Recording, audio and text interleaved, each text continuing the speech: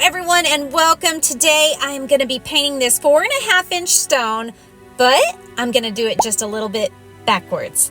I'm going to be using one of my Mandala Brainstorms, but instead of practicing jotting it down and planning, I'm going to give a great big YOLO and get straight to my stone.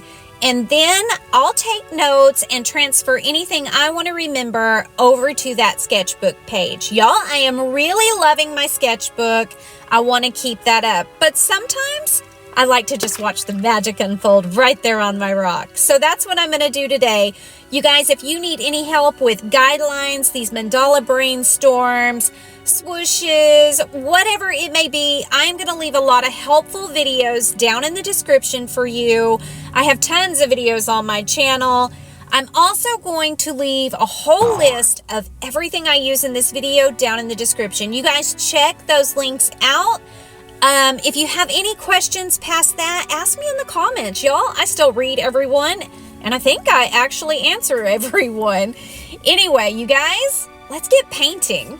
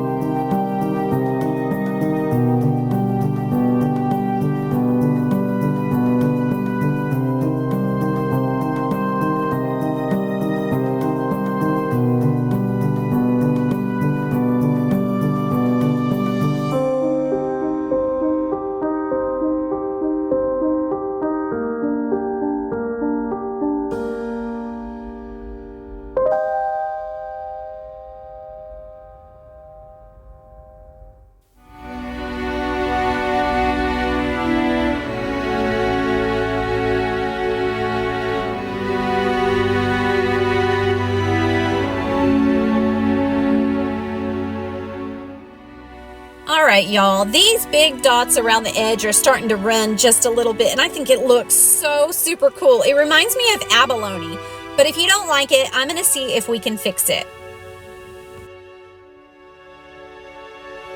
Okay, that's gonna be a big no. You can't fix it.